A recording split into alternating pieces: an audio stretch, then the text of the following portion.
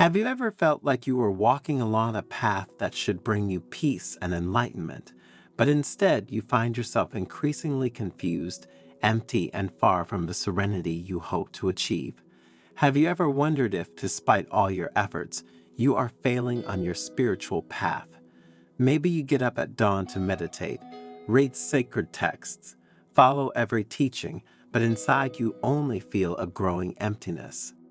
Have you ever wondered why, despite everything, the feeling of peace seems to slip away from you like sand through your fingers? And have you ever wondered if perhaps, somehow, you are doing everything wrong? In this video, we will explore together the 9 reasons why our spiritual path can fail, even when we try our best to do everything right. But it doesn't end here. If you stay with us until the end, you will discover the secret to transforming your supposed spiritual failure into the greatest catalyst for inner growth. No matter what your religious or spiritual path, these 9 lessons apply to all who sincerely seek the truth. So be prepared to question your most deeply held beliefs, because what you are about to hear may change the way you view your own path.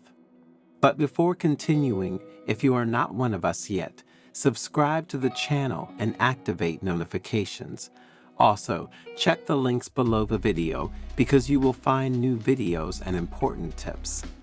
Imagine a cool autumn morning in the heart of an ancient Japanese monastery surrounded by silent mountains and ancient pine trees. A group of pilgrims had gathered around an elderly Buddhist monk, Master Hogan. He was known throughout the region not only for his wisdom, but also for his ability to tell stories that touched the deepest chords of the soul. That morning, the pilgrims had come to seek answers to their spiritual questions. They sat in a circle, their hearts open and their minds ready to listen. Master Hogan sat calmly, his face lined with wrinkles that spoke of a life dedicated to the search for truth. After a long silence, he began to speak. "My friends," said the master, "today I want to tell you the story of a young monk named Ryusei. But make no mistake, this is not just the story of one monk.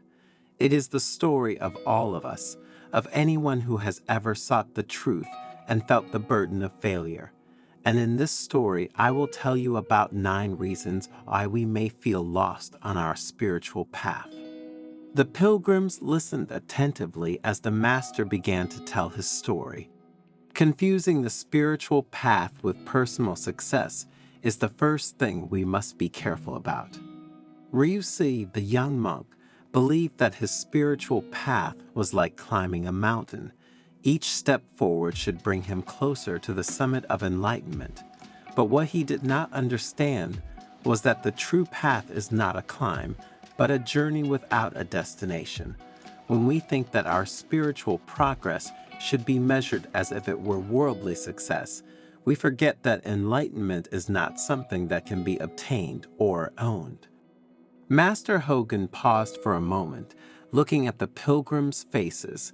Many of you may feel pressured to prove something to yourself or to others, but remember, every time you judge yourself for not having reached a certain spiritual level, you are creating another prison for yourself. True spiritual freedom is letting go of the need to prove something. Being a slave to discipline and forgetting about love is the second mistake we must avoid making. Ryusei was known for his unyielding discipline. He would rise before dawn, meditate for hours, and follow every rule of the monastery with utmost dedication. But soon, that discipline became like a chain that imprisoned him. There is nothing wrong with discipline, but when it is devoid of love, it becomes a cage that suffocates the soul. The master continued, "When your discipline makes you more rigid, it distances you from the true spirit of the path. Spiritual practice should not be a heavy burden, but an act of love towards yourself and the world. Do not cling to the discipline as if it were a raft in a storm, but let it guide you gently, like the wind that pushes a boat on the calm surface of the sea." Seeking answers outside of ourselves is another thing we must not do. Ryusei spent hours reading ancient scriptures and listening to the words of the elders. He thought that if he learned enough, he would find the answers he sought. But he did not understand that what he sought was not found in books or the words of others. Master Hogan paused, then added, "When we constantly look outside for answers, we forget that the true teacher is within us. The ancient texts and masters can only show us the way, but no one can walk for us. The truth is a light that must be lit in our hearts. Do not be afraid to be silent and listen to what your soul whispers to you." Fear of facing one's shadows is another important aspect that can lead to failure in our spiritual journey. In his desire to be pure, Ryusei tried to ignore his dark emotions, anger, fear, doubt. But the more he pushed them away, the more these shadows grew inside him. It is natural to want to avoid pain, but that is often where our greatest lesson lies. The master explained, facing one's shadows is like descending into the depths of a dark cave, but only when we accept to face what frightens us can we free the light that is trapped in the darkness. Remember, the sun lights up the sky only after the night has been darkest. Another thing you must avoid doing is being too hard on yourself. Ryusei judged himself harshly for every mistake, believing that every misstep was a sign of his failure. But the master of the monastery told him, "There is no failure on the spiritual path, only lessons you have not yet understood." Master Hogan smiled at the pilgrims and added, "Learn to be kind to yourself. The spiritual path is not a race towards perfection, but a process of acceptance. Compassion is not only for others, but first of all for ourselves." Desiring enlightenment too much is another mistake, because chasing it too hard can lead you to lose your way. The more Ryusei desired enlightenment, the more it seemed to elude him. It was like trying to grasp water with his hand. The tighter he squeezed, the less there was. Enlightenment is not something you gain by struggling, but by letting go. The master leaned forward and said, "Enlightenment is like a flower that blooms only when you stop looking for it. When you stop chasing the light, you will find that it has always been there, inside you." The seventh mistake to avoid is comparing yourself to others. Ryusei constantly compared himself to his brother monks, thinking that they were ahead of him. But the master told him, "Each of us has his own time to blossom. Do not try to run the same race as others. Your path is unique and unrepeatable." Trying to avoid pain is another thing you should not do.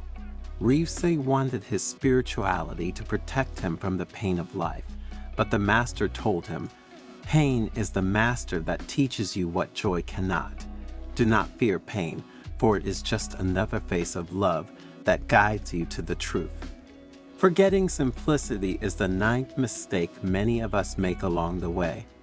Eventually, Ryusei got lost in complex rituals and practices, but the master reminded him, "True spirituality is as simple as breathing.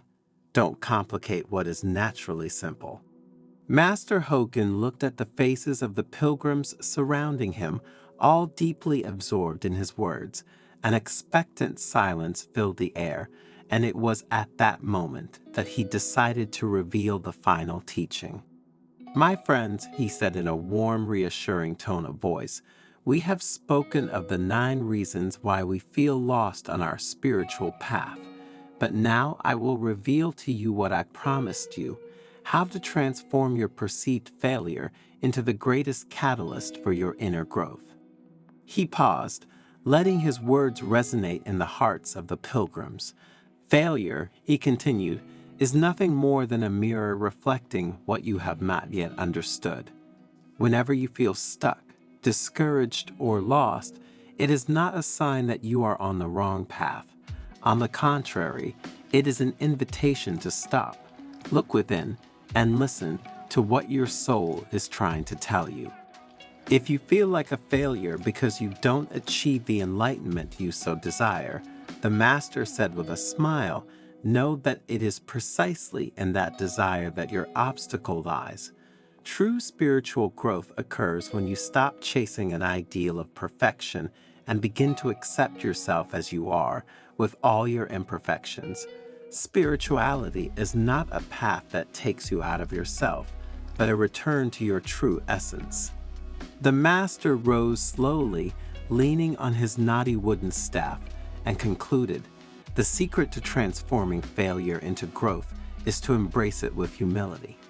Accept your limitations, your mistakes, your weaknesses.